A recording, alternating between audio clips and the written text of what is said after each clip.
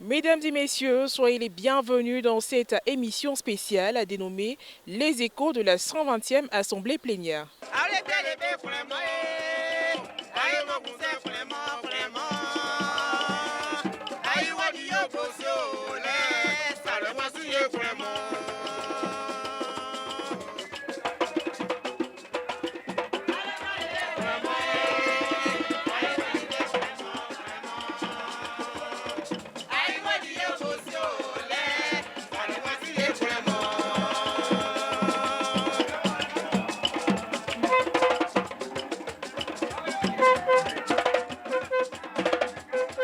En effet, depuis le lundi 24 janvier 2022, les archevêques et évêques catholiques ivoiriens sont réunis au centre Emmaüs de Guessio dans l'archidiocèse de Gagnoa pour leur 120e assemblée plénière. Les impressions de la responsable du centre, sœur Anastasie de la communauté missionnaire Regina Pacis, relativement au choix de ce lieu pour la tenue de la 120e assemblée plénière. Le centre Emmaüs est un centre diocésain.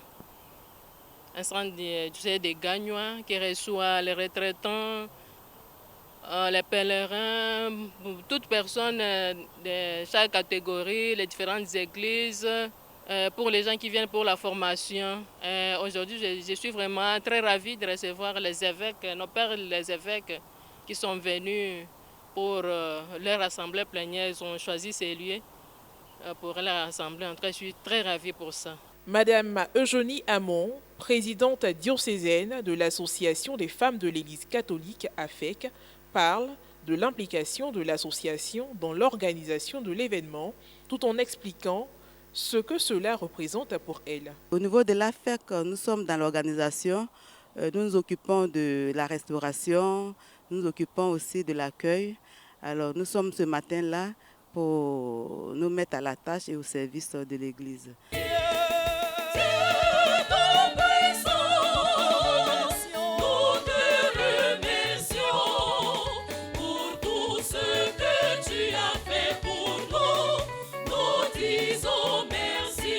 Monsieur Djie Casimir, l'un des maîtres de chœur de la fusion des chorales du plateau de Gagnoa, livre également ses impressions. Quand on nous a annoncé l'événement, ça a été un moment de joie. Ça a été un moment de joie parce que recevoir les évêques et archevêques de Côte d'Ivoire dans notre archidiocèse, c'est une fête pour le peuple de Dieu ici rassemblé à Gagnoa.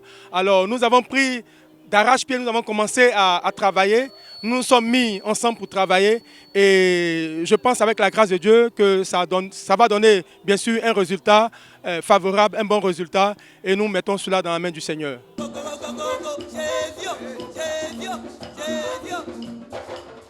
Nous parlions de maître de chœur, cela nous conduit à présent à la musique du terroir avec les chorales Gban de Diego Nefla.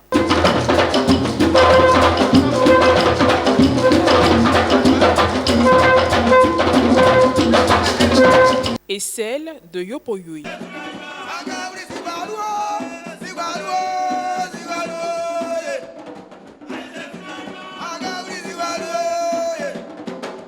Ce sont toutes ces chorales qui ont animé la cérémonie d'ouverture de la 120e Assemblée plénière, distillant des chants bêtés, sublimés par de beaux rythmes traditionnels.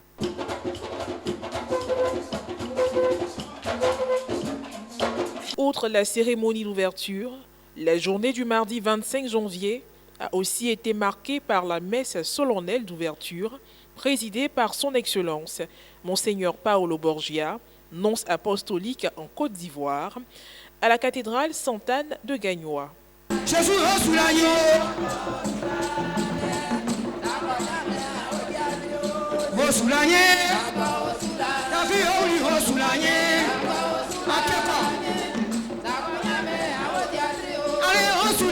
En présence de nos seigneurs Ignace Bessi-Dobo, archevêque métropolitain de Korogo et président de la conférence des évêques catholiques de Côte d'Ivoire, Joseph Akeyapo, archevêque métropolitain de Gagnoa, Jean-Jacques Kofiwa Kofi, évêque de San Pedro, Jean-Salomon Lesoutier, évêque de Yopougon, Raymond Awa, évêque de Grand-Bassam, Gaspard Bébigneba, évêque de Mans et administrateur apostolique d'Oziéné, Boniface Ziri, évêque d'Abangourou, Marcelin Yaokwadio, évêque de Daloa, Bruno Essoyedo, évêque de Bondoukou, Jacques Assonvo Aïwa, évêque auxiliaire de Boaké, Félix Nyenanchini Koulibaly, administrateur diocésain de Katiola, Maurice Konankwasi, évêque émérite de Daloa, Paul Dakouri-Tablé, évêque émérite de Grand-Bassam. Sans oublier les prêtres au service de la conférence et des autres institutions nationales, puis plusieurs prêtres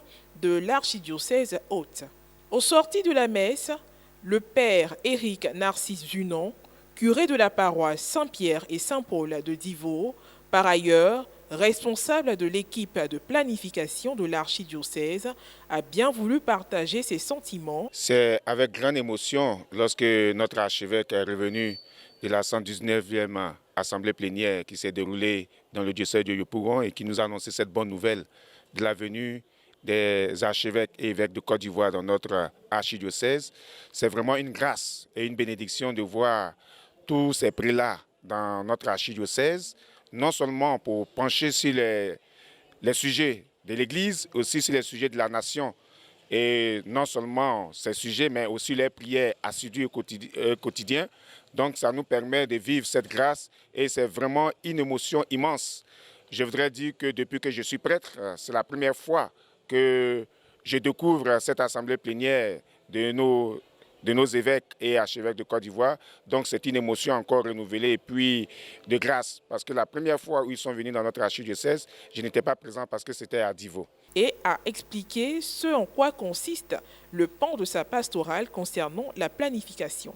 Depuis 2006, les évêques de Côte d'Ivoire, à partir des évêques de la CEDEAO, ont décidé d'avoir une nouvelle démarche au niveau de la pastorale. Une démarche scientifique qui se base par la planification sur la stratégie d'abord du diagnostic. Ensuite, on trouve les remèdes à ce diagnostic que nous avons posé pour trouver des solutions idoines afin que la marche de l'Église puisse être efficiente.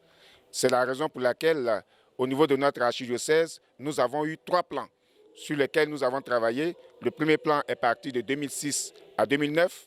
Ensuite, avec l'arrivée de notre archevêque, Monseigneur Joseph Aké, il a relancé parce qu'il a trouvé que c'était une méthode efficace et efficiente pour que la pastorale se fasse selon le plan que Dieu lui-même a décidé. Parce que notre Dieu aussi a tout réalisé selon un plan. Et donc, lorsque nous prenons les Écritures, nous découvrons comment Dieu a réalisé la création. C'est selon un plan qu'il a bien établi, même aussi le fait de l'incarnation est un plan prévu parce que c'est le dessein de Dieu. Et c'est cette démarche-là que l'Église a voulu prendre avec tout ce que la science humaine nous propose aujourd'hui. Ensuite, nous avons eu le deuxième plan qui est parti de 2010 à 2015. Après ce deuxième plan, nous avons fait un bilan et nous avons vu qu'il fallait relancer encore cette démarche scientifique. Et nous avons eu le troisième plan qui est parti de 2016 à 2021.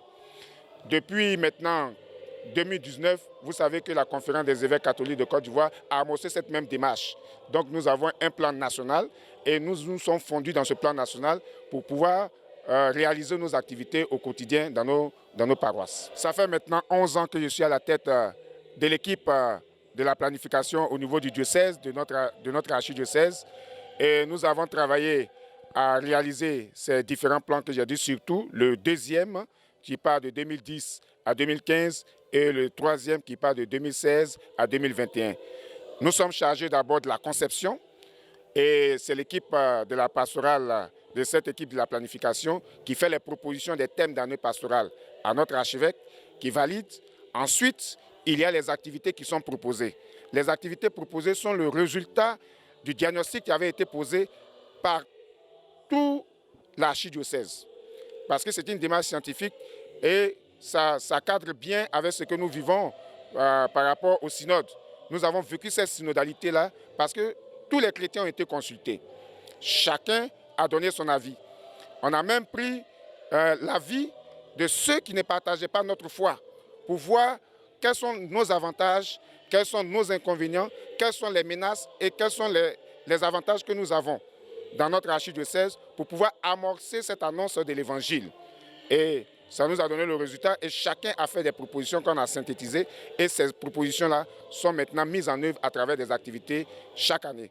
Donc, lorsque un thème est trouvé, il y a des activités qui sont proposées. Ce qui fait que dans notre archidiocèse, nous avons la même démarche, le même thème, mais les mêmes activités sont réalisées dans chaque paroisse. Mais chaque paroisse a son génie personnel, avec ses talents, avec aussi ses contraintes, réalise. Mais ce qui fait que dans notre archidiocèse, depuis la planification, nous avons la même démarche, le même thème et la même méthodologie de travail à la réalisation des activités qui nous sont proposées. Et voilà, chers téléspectateurs, ainsi prennent fin les échos de la 120e Assemblée plénière. Nous espérons que vous avez apprécié ce que nous vous avons proposé. Et bien, si tel est le cas, rendez-vous est pris pour un prochain numéro. Sur ce, portez-vous bien et à très bientôt.